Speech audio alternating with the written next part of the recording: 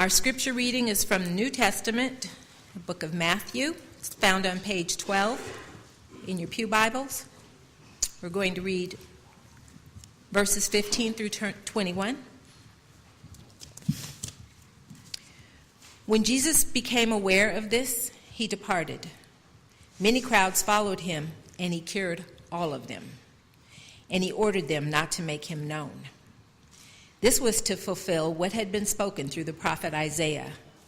Here is my servant, whom I have chosen, my beloved, with whom my soul is well pleased. I will put my spirit upon him, and he will proclaim justice to the Gentiles. He will not wrangle or cry aloud, nor will anyone hear his voice in the streets.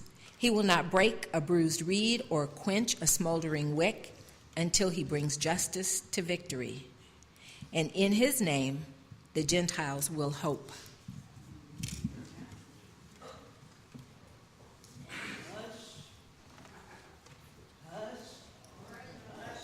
Somebody's calling my name.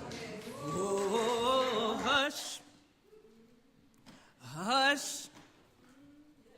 Somebody's calling my name.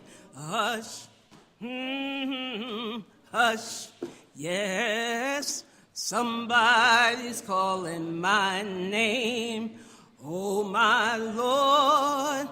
Oh, my Lord. What shall I do? Down. Good morning. This is a different place for me, and I'm going to tell you just a little bit about when Pastor Lynn asked me to do this. My initial response was no, because she asked me about speaking during Black History Month. As a Black person, I have a problem with Black History Month because Black history is history, and it should be every day of the week, of the year. But she figured out a way to get me. She said, well, you could talk about what you're doing in Oswego. And I said, okay. I'm not sure that that's been my love since then, but okay. So this morning, I was going to start off actually with a little film clip that we'll have available after church if you're interested. And it's about Septima Poinsette Clark. And Pastor Lynn, you had that calendar that I was going to... Oh, they fell off the cover? Okay. Okay. Anyway, Septima Poinsette Clark was a very active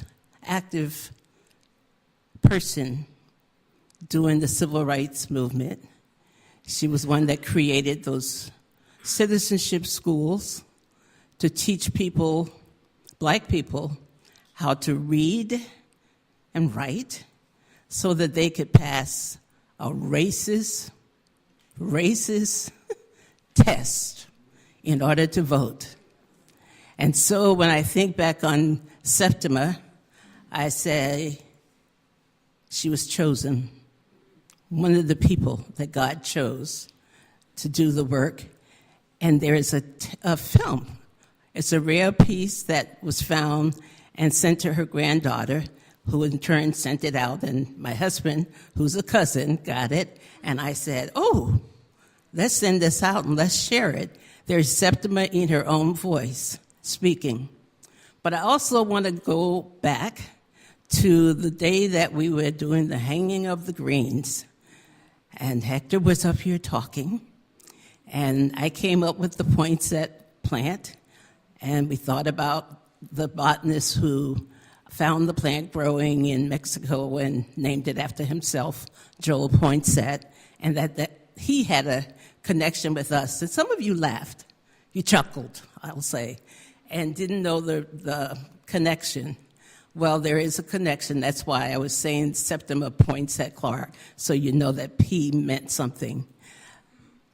My husband's ancestors, some of them, came from Joel Poinsette's plantation in South Carolina.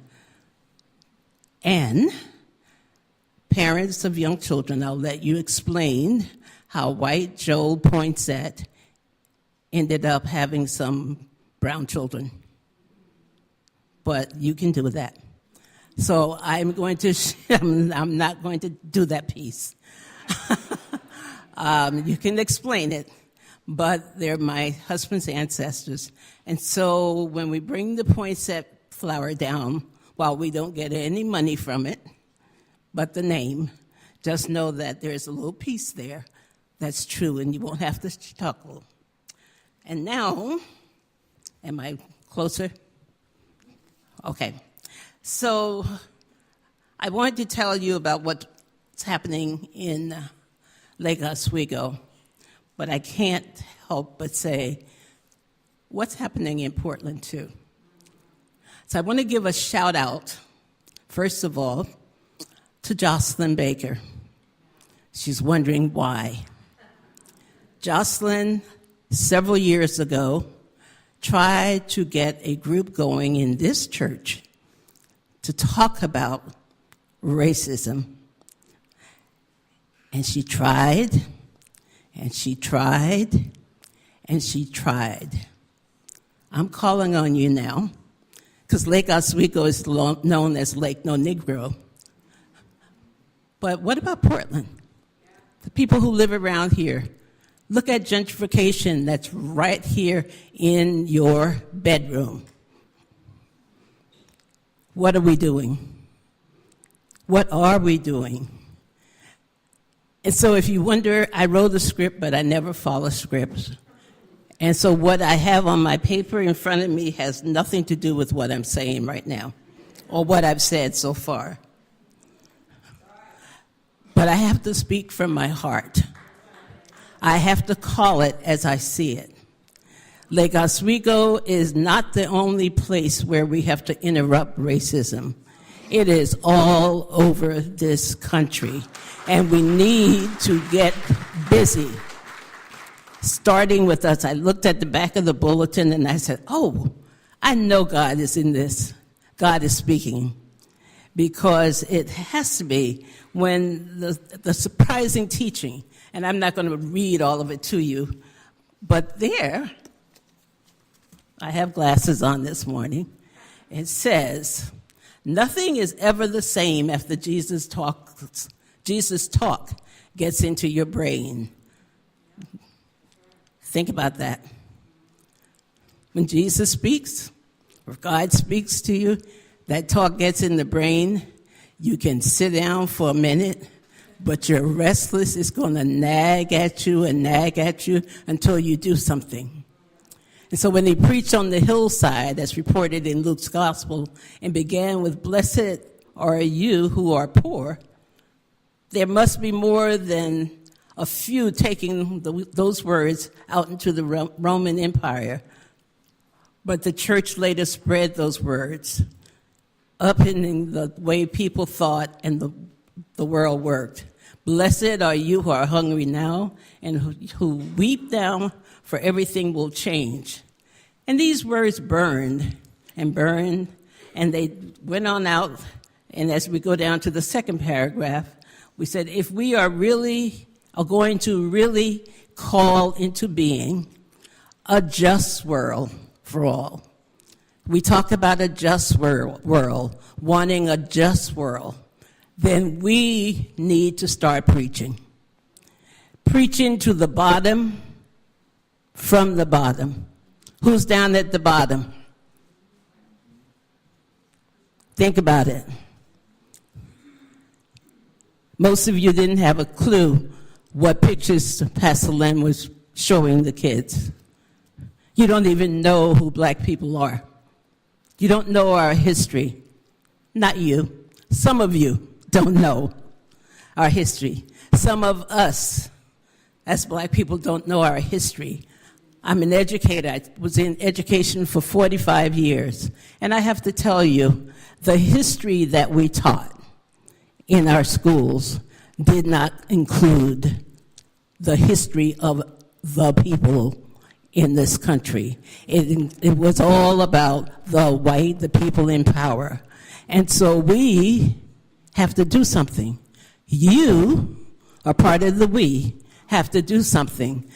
Don't go asking black people about black history. Find out, learn, extend yourself so that you can become knowledgeable, so that it's not Willie starting something in Lake Oswego. It's every one of us starting something and working together to make change, because change is not going to happen. So wake up, everybody. Thank you for the song. Wake up, everybody, because we have to make a change. And so if I can find something in my text, I'll tell you about what happened in Lake Oswego. You know, racism is a huge boulder. It's a mountain, actually. And we have to chip away with it. It's not going to go away by tomorrow, but if we don't do anything, it's not going to change. Stuff is happening in our country. It's ugly. And we say, oh, my God, look at all of this racist stuff that's happening now. You know, that racist stuff was going on all the time. All the time. People have been given permission to share whatever it is that they want to say, do whatever they want to do, and we have to interrupt it. We have to interrupt it. We have to chip at that mountain, take our little shovels and take a little bit out time after time until we can get things going. So I talked about being in education for 45 years. I retired in 2012 and said, I'm going to rest. I'm going to enjoy retirement. Yeah, well, so went that dream between my body and surgeries and what have you. But then one day, I don't know, how many people here look at or read Nextdoor? Do you know what I'm talking about? The social media piece there. Okay, I call this, sometimes it's a little gossip line. Sometimes it's a place for you to sell everything you have in your house or whatever. But it is next door in neighborhoods. So one day, while I was resting, I decided, oh, let me just check on what's happening in next door. And lo and behold, there was a discussion that started with something like this. The post that this person made, this man posted something on Facebook that made Lake Oswego look like we had a lot of white supremacists there. And then the person was upset. Well, I said, duh, we do. And so the discussion went back and forth. From people saying, I've been here, I've lived here, my kids went to school here, everything was fine for them. They never experienced anything. Few people said, well, my kids, a long time ago, were called names, and, you know, some things happened. And there was a young lady, Liberty Miller, who said, well, young white woman, who said, I've been trained. I've gone to a lot of diversity training and a lot of things. I know about racism.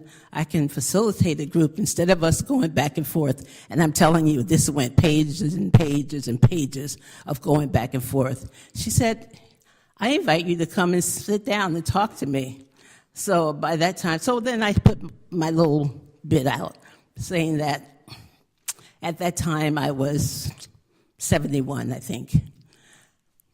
Yes, I have to think about my age. And so I put that out, I had lived in Lake Oswego, I think about 30 years. And I had a son who attended Lake Oswego schools and experienced lots and lots of racism while he was there. Though he pleaded with me to transfer him, I didn't. And I have to say, I look back on it and say I should have done some things that I didn't do. But we all have the should have in our lives.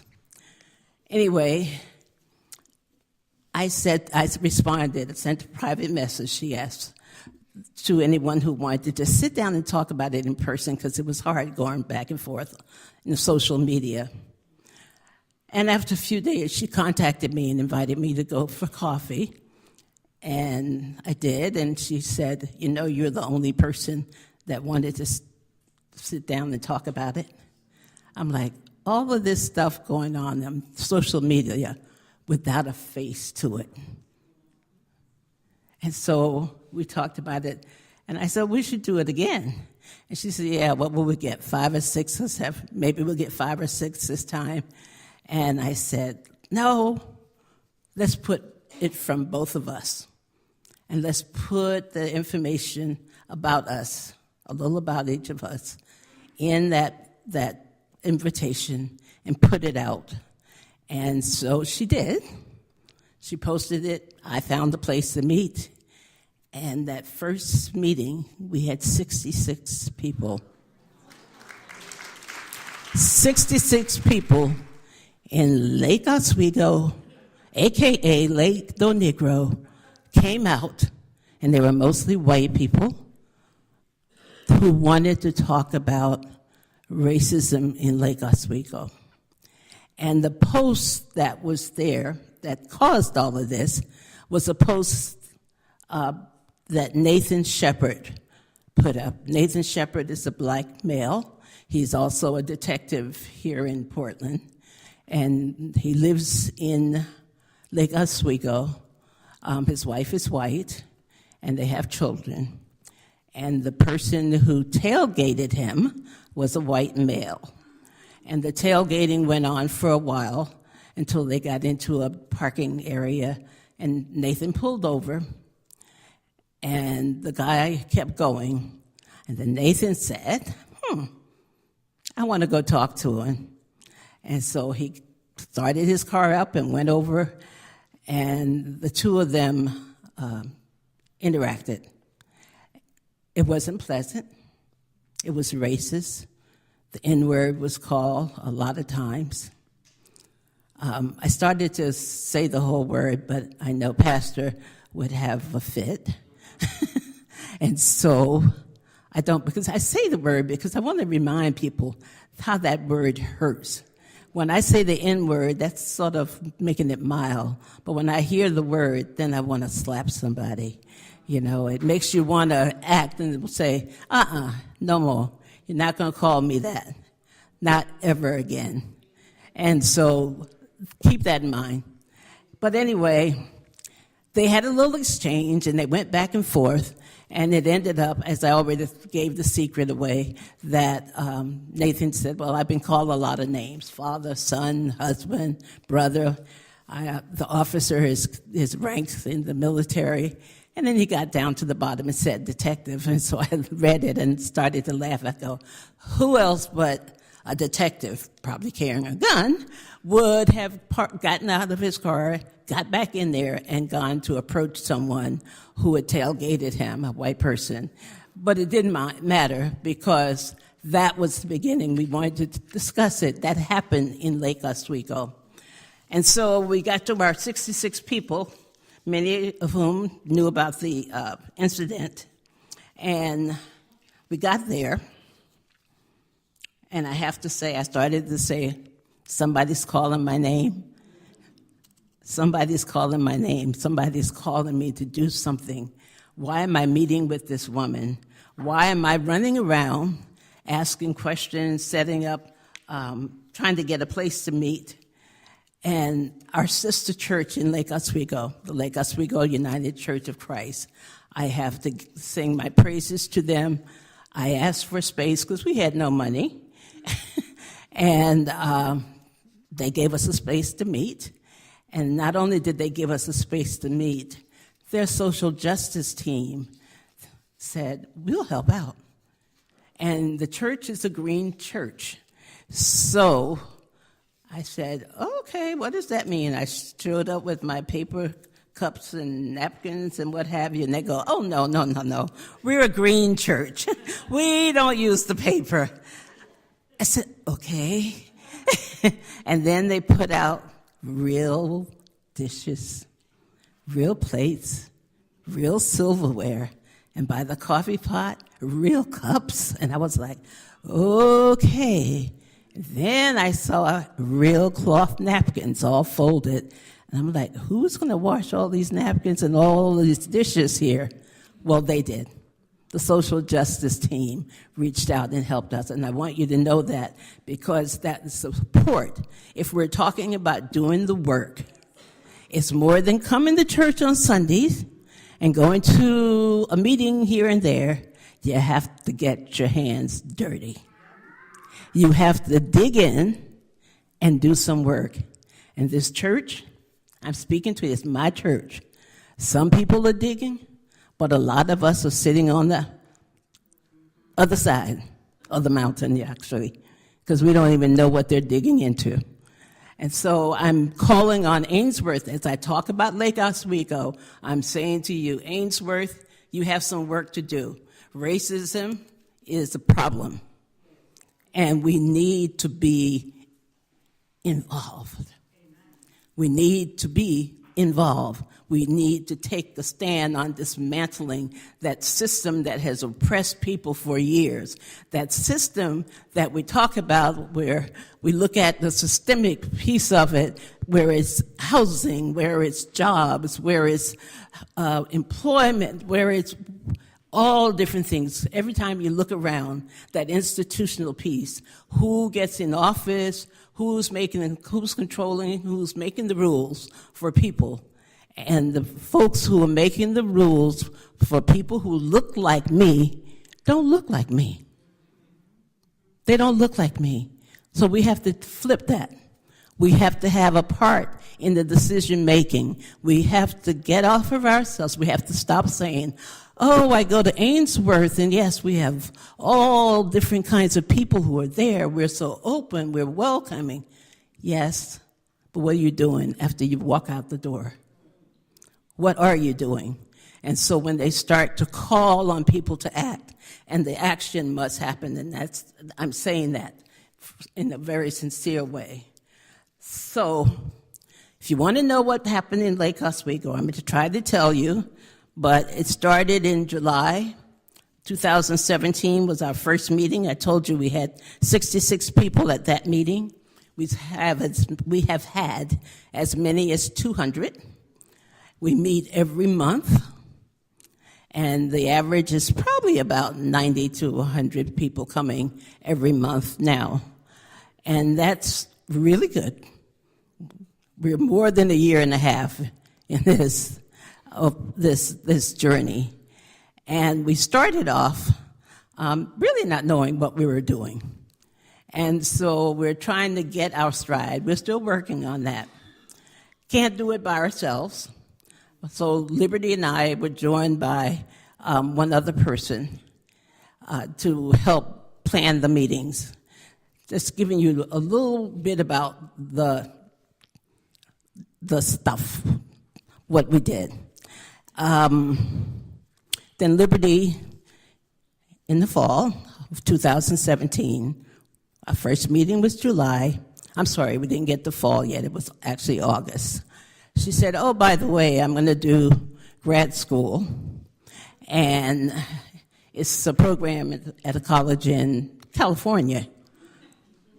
I said, okay, so what does that mean? We're co-founders of this group. Oh, that's right, we named our group Respond to Racism. And I said, what does that mean? She says, well, I'll see what I can do, but I have to go to school, and I'll be gone probably a couple of weekends, 1 or 2 weekends maybe, a month. And I said, and I have a lot of reading to do. And so it meant it moved from the two of us to me being the lead person. I'm a co-founder, but I'm the lead person for the organization right now. Couldn't do it by myself. We have a steering committee now of 12 members trying to do the work, trying to help with planning, trying to help manage me, which is a problem. but trying to do what folks are hungry for. People are thirsting for learning. I look and I say, okay, I'm talking about race too. To the white people here, has anyone, or how many of you, have read White Fragility? I am so happy. I think every white person should read it. I think it should be a must-read here, even at our church, Pastor Lynn. You don't have to have a book copy, but White Fragility. I have Beth back there. Beth will help champion it for everybody. Everyone should read it, but especially for white people to understand why it's so hard for you, for the most part, to talk about race, to deal with it. It's hard. So if we start pushing, because I'm doing the white thing today, and some people are saying, the white, black, okay, Willie, enough. And I'm saying, no. I want you to squirm in your seats. I want you to feel uncomfortable. I want you to check yourself and say, have I done anything? Because if you haven't asked the question, you're not with me yet. Ask the question, what are you doing? Stuff's happening around you. What are you doing? What are you doing to speak up and interrupt what's happening to people who are being oppressed? And so, with that, we went on with Respond to Racism, flying by the seat of our pants, trying to figure out what to do each month. And we had a whole lot of different subjects. We talked about, first of all, what is racism? We talked about, I'm trying to find my list here, talked about white privilege and what that means. What is privilege and white privilege? And how do we see white privilege playing out in our everyday lives? What are those systems in place that are set up for white privilege? We talked about bias, and that was a big one. Many times we've talked about bias, because we all have it. We all have it. If anyone tells you, I'm not biased about anything, they're lying. They just don't know themselves at this point.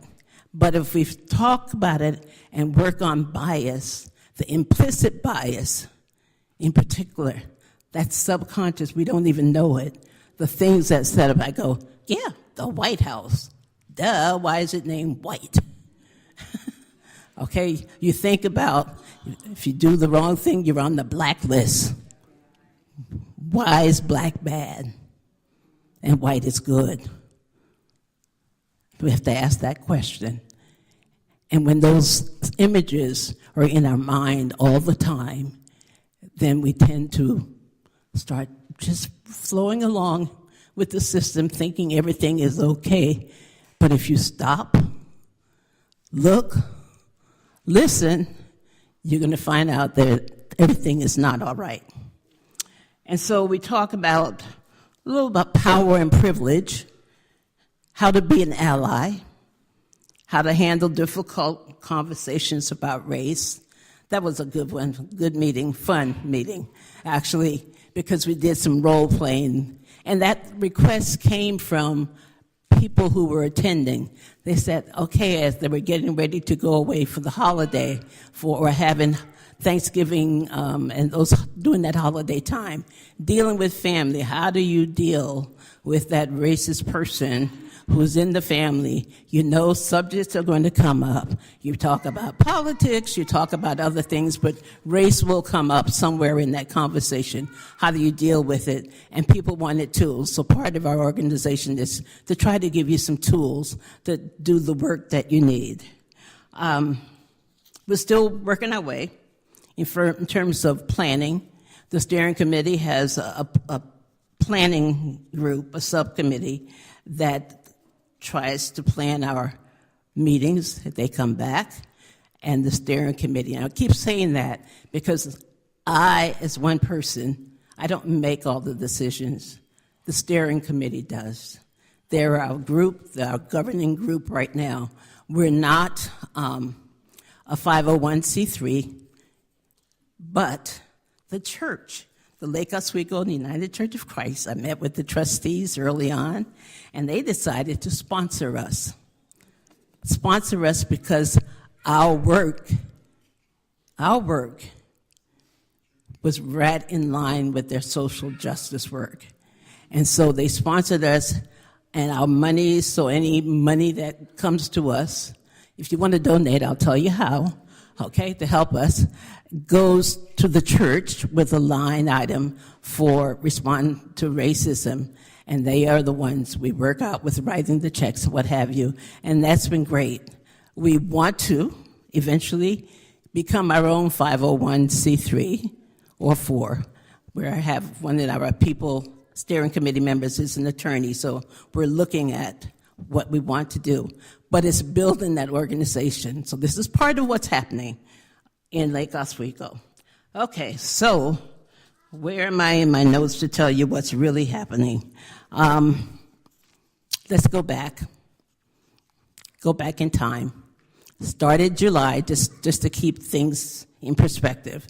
In February of 2018, I received a call, because by this time the newspaper was covering. We made front page in Lake Oswego Review more than one time. We made the front page, and what you saw was respond to racism. Those words are there. People know us. They recognize, they go, "You look familiar." I go, "Yeah." The hair. Especially when I had the little curly cues. They go, "Oh, yeah, you were in the paper. You're doing that, working with that race thing." I'm like, okay, they don't get it, but you're part of the problem. But we've had great coverage, so we've been out there. So starting in July and February, get this call from the chief of police. At the time, it was Don Johnson. He asked me if I wanted to be a part of a group that was going down to Los Angeles to the Museum of Tolerance. And he told me a little about what was going to happen with the facilitated workshops with it. And I said, sure. They raised money to cover my fare and everything, so I went with them. I wasn't quite sure who was on the trip until I got the list, and so it was the city manager, the assistant city manager, the 2 city councilors, the chief of police, the chief of fire at that time chose not to be involved, and the superintendent of schools and her assistants, and some principals and 2 school board members. Now, that's a powerful group to be together. And we went for 2 days, and it was serious work. But we went to the museum, and the first part was about the Holocaust. And we also had a Holocaust survivor come back and speak to us after that. And this woman was 90, and she spoke for over an hour without notes, without taking a break. And it was, she just changed our lives, I will say. The next day was around civil rights, that part of the museum, and we came back. And so we were assigned, we had facilitated discussions each time, not just about what we saw, but what are we going to do with what we saw. And at the end, the person said, okay, this group needs to decide, what are you going to do when you go back to Lake Oswego? What are you going to do to make a change? You've seen this. We've identified racism as a problem. So what are we going to do? And it was interesting seeing people in the discussions actually change. One of our counselors changed and became woke. Okay? She finally saw the light. And she woke up while she was there, and we laugh about it now. That's why I'm calling out her gender, but we laugh about it right now in terms of trying to figure out who were you talking about. You only have 2 females, so which one? So don't bother. They're both on board with us. But we sat there and we wrestled in small groups. And our city manager at that time said, We've got 37,000 people that we have to think about. And we have to do this for 37,000 people. And I go, there's that white systemic side that's not seeing that 30,000 have people, parts of it, to look at who makes it up. But our group, we started talking about suggestions. And a few of them came in about things that we might do citywide. We talked about some training, first of all, for all of these leaders, for themselves, and then any departments that they worked in to start providing some training around bias, around racism, and to get some of this thing on board. We have a program, I think it's, is it Multnomah, your reading program for the month? Everybody reads. Okay, Lake Oswego has LO Reads, and they have activities for almost every day, all kinds of activities to cover the different people who live in the city. And so we said, well, it'd be nice if we had something like what the LO Reads does, if we want to talk about race and racism, because we have people who don't believe that there's a problem. And so what do? Well, it turns out that we had a chance. I sent a letter to the chairperson who does LO Reads and asked if we could submit a list of books for the year. And this was last year. I sent it in 2018 for 2019. And I sent a note out to my steering committee and other key members of Respond to Racism. And I came back with a big list. I said, I'm not going to sort these lists. I'm going to send her the whole thing.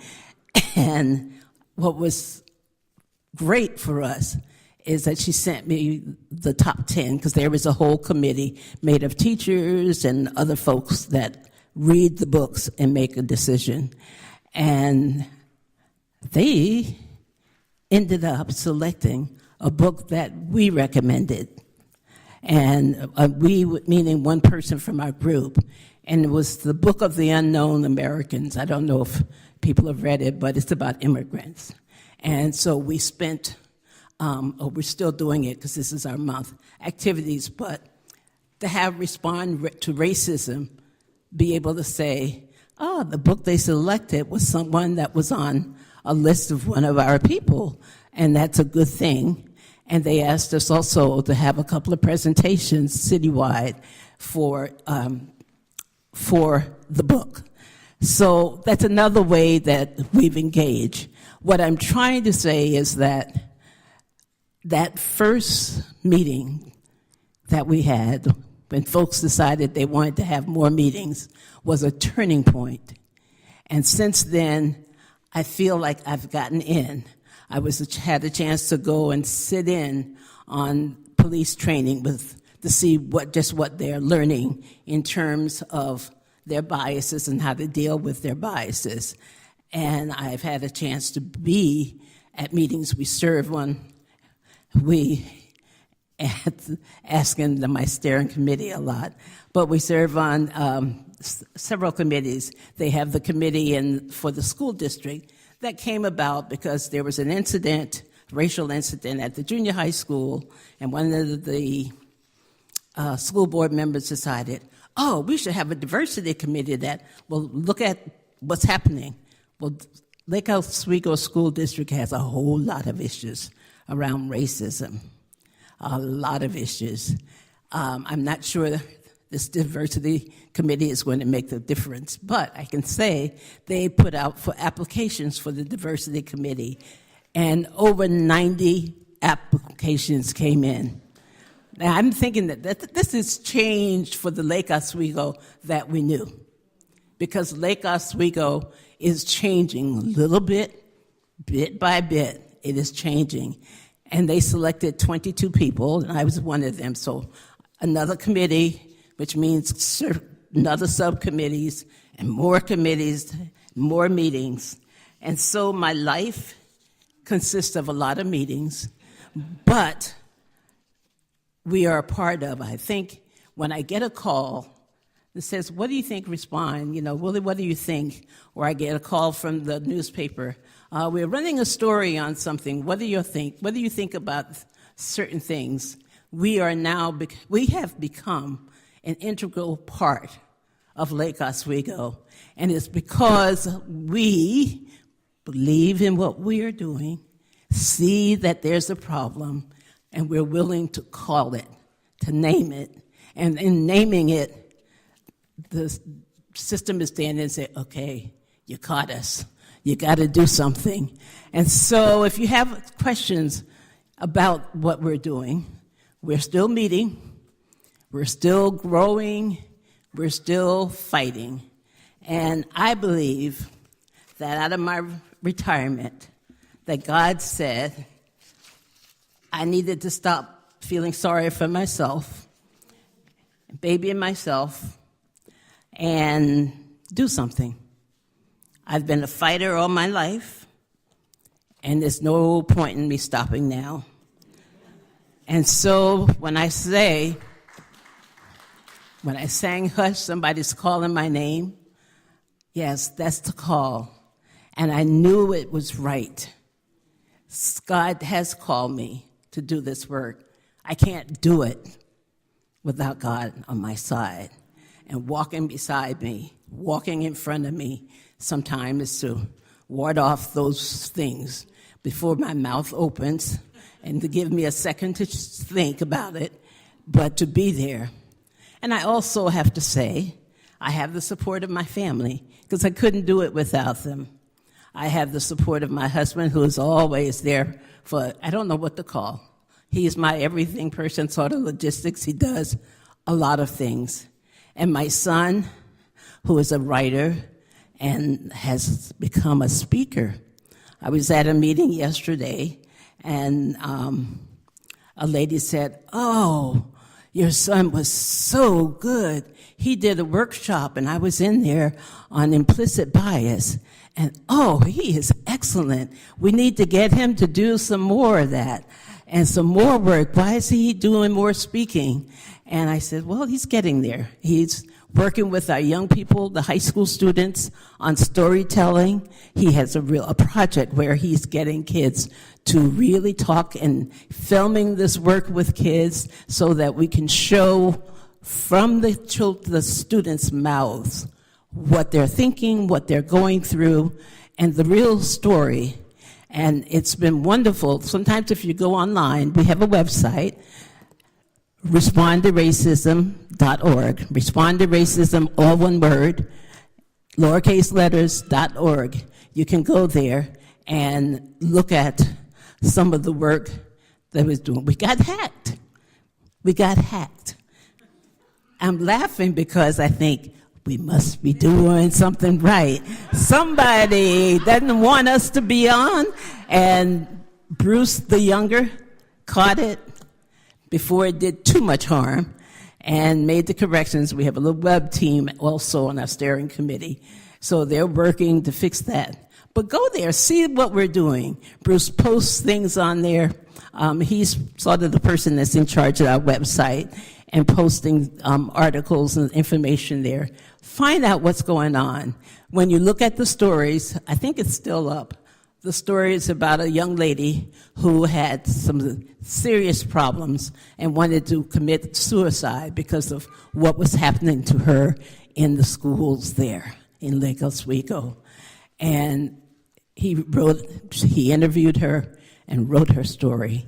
He is doing story writing, and he's doing a little storytelling too. So the shy Bruce that you once knew has found his voice and is working to support social justice. And so for me, it's a family time. We are called to work.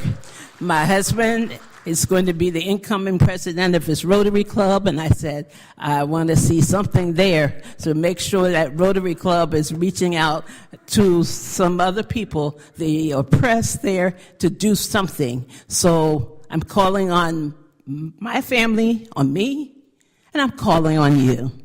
If I can end this with anything, I'm going to say, somebody's calling you.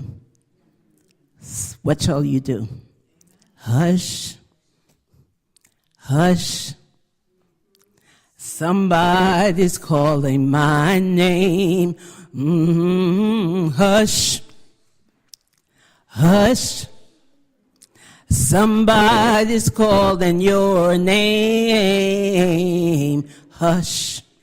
Yes, hush. Oh, somebody's calling your name. What will you do? What will you do? What will you do? Thank you.